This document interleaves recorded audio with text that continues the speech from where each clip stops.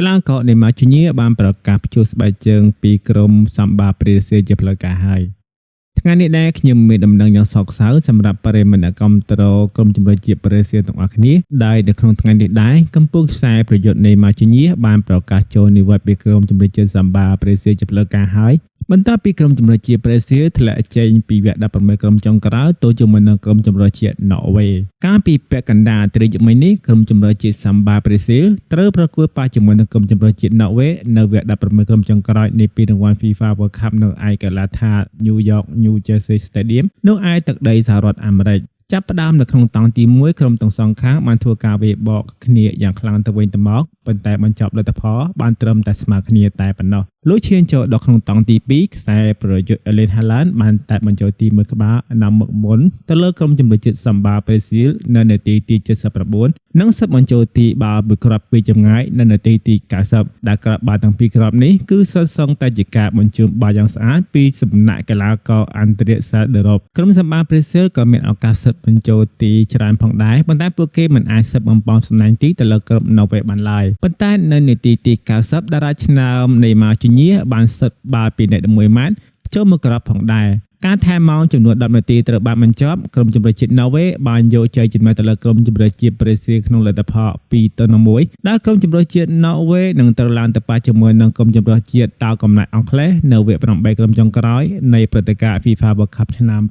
2026នេះគ្រាន់តែក្រុមជម្រើសជាតិប្រេស៊ីលធ្លាក់ចេញពីពានរង្វាន់ FIFA World Cup ភ្លាមតារាឆ្នើមនៃម៉ាជូញៀបានប្រកាសចូលនិវត្តន៍ពីក្រុមជម្រើសជាតិសម្បាប្រេស៊ីលភ្លាមតែម្ដងដែល World Cup ឆ្នាំ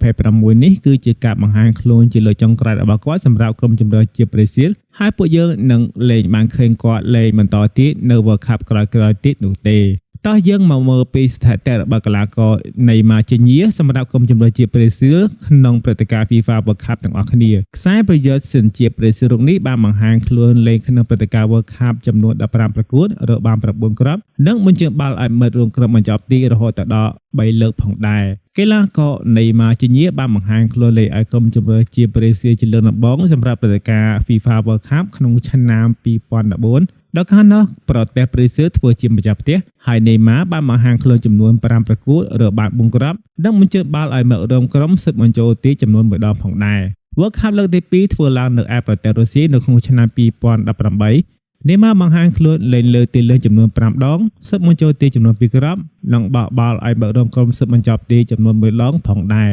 World Cup លើកទី3ធ្វើឡើងនៅក្នុងប្រទេសកាតាក្នុងឆ្នាំ2022នាម៉ាបញ្ជូញៀបង្ហាញខ្លួនបាន3ប្រកួតសិតបំផុសសំណាញ់ទី2គ្រាប់និងបញ្ជើញបាល់ឲ្យមិត្តរួមក្រុមសិតបញ្ចប់ទីចំនួន1លើកផងដែរហើយជាចុងក្រោយគឺ World Cup ឆ្នាំ2026នេះតែម្ដងដែលគាត់បង្ហាញខ្លួនលេងបាន2ប្រកួតនិងរកបានត្រឹមតែ1គ្រាប់តែប៉ុណ្ណោះខ្ញុំពិតជាចូលរួមសោកស្ដាយចំពោះការចូលនិវត្តន៍របស់គាត់ពិតមែនគាត់បានឈ្នះគ្រប់យ៉ាងអស់ទៅហើយប៉ុន្តែនៅឡើយតែពានរង្វាន់ FIFA World Cup មួយតែប៉ុណ្ណោះដែលគាត់មិនទាន់បានឈ្នះសម្រាប់បងប្អូនដែលជាអ្នកគាំទ្របរិស័ទបតទាំងអស់សូមអ្នកទាំងអស់គ្នាកុំភ្លេចចុច Like Subscribe Channel វិភាគកីឡាម្នាក់មួយផងដើម្បីទទួលបានវីដេអូថ្មីៗបន្តទៀតជួបគ្នានៅវីដេអូក្រោយ